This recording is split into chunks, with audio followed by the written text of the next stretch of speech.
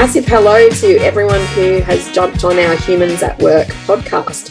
We are recording a series of interviews coming up to our Leadership and Culture Summit on the 28th of July. If you'd like more details on how to come along to the summit, just jump onto 3wsbeingmorehuman.com.au.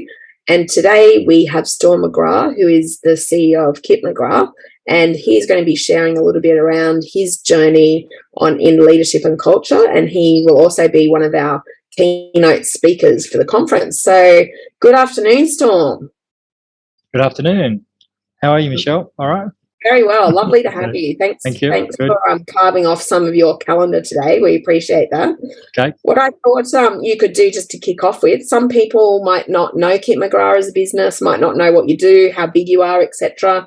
So if you can just start with an intro for your business, that would be awesome. Yeah, sure. So we're a tutoring company. We teach children maths and English. So we supplement the school system.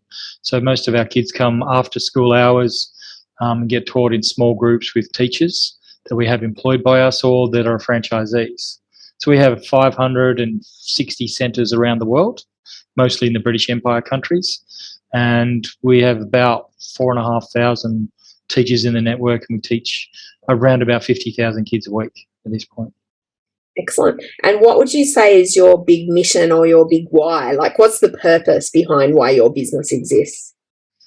Yeah, look, at the basis of it is that we're trying to get the children to be the best that they can be. And to do that, you need to have a solid foundation of education, and particularly maths and English. So we're trying in our small way to make the kids who probably wouldn't do as well in life as they would without intervention. So we're trying to make, the average kid or the kid who's not doing that well do as best as they can.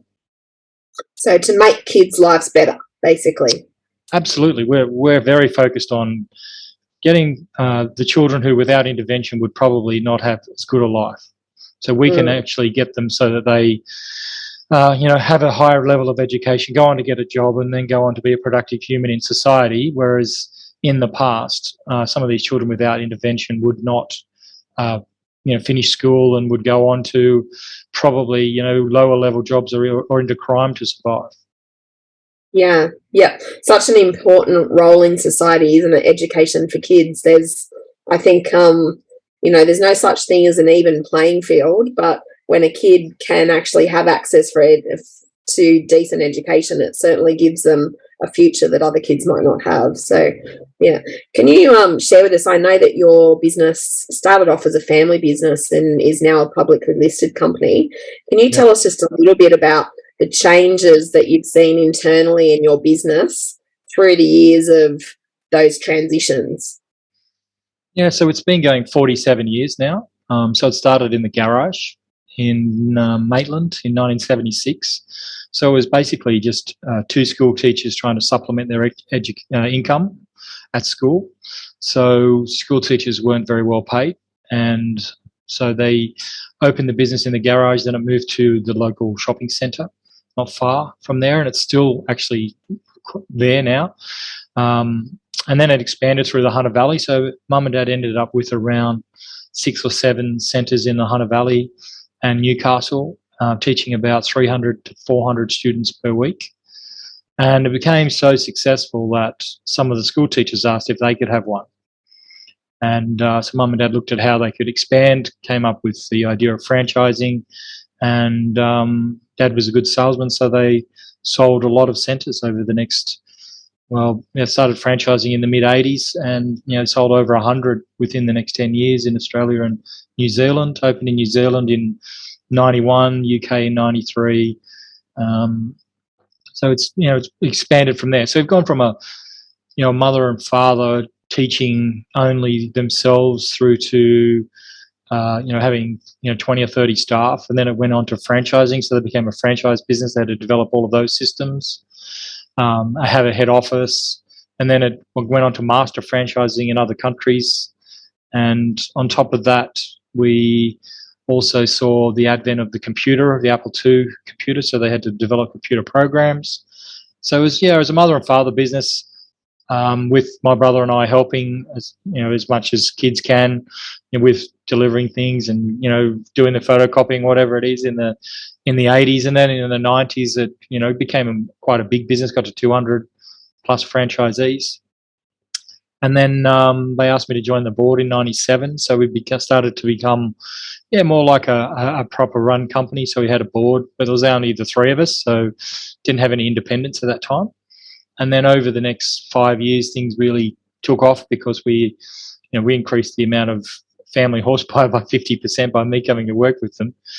And then basically, Mum and Dad looked at securing the longevity of the business and floated the company in 2003.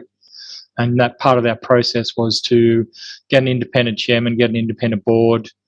But then it was still running pretty much as a family-based company. But over the years now, a great majority of the executive team have come up through the business or have been recruited outside of the business. I'm the only family member left in the business, although my son does work in the call center from time to time. It's gone from all the full journey from a garage business with the founders all the way through to global public listed company with an independent chairman and directors with the one of the family members still CEO, but most of the executive team are independents as well. So it's been a big journey. And so, given your global presence now, what kind of growth plans have you got for the future to expand into other markets that you might not already be in? Yeah, we bought a little business in America a year and a half ago, so that's our focus, main focus at the moment, expansion into America. So we will look at opening a centre there in this calendar year. We'll look at expanding our business, which is in tutoring in schools further, and that's part of the business is starting to grow quite well. And then we'll also look at Southeast Asia in August, September this year. We'll look at opening franchises in Southeast Asia. So that's our main focus. A few of the wealthier areas in Southeast Asia and America. Okay, great. And can you share with us, with the work you've been doing around leadership and culture in your business, what were some of the challenges that your business was having at the time that led you to believe that doing leadership and culture work was something that was important to you moving forward? Yeah, look, everything stems from the ability to step outside and have a look with fresh eyes, and that's really important. So when you look at trying to change a business from a family-run, family-controlled business to being one that, has to have sufficient internal skill set so that it will last forever, potentially, you go through massive change. And that massive change is from all the decisions, all of the direction, all of the strategy coming from the family's, mind, which is okay, but it means that sometimes you can't recruit really good people, because what happens is, you go to a family barbecue and you come up with an idea on Monday, you want to implement it. And that really annoys, the really good people that you need to grow your business faster. So the challenge has really been to let go of the power and trust people.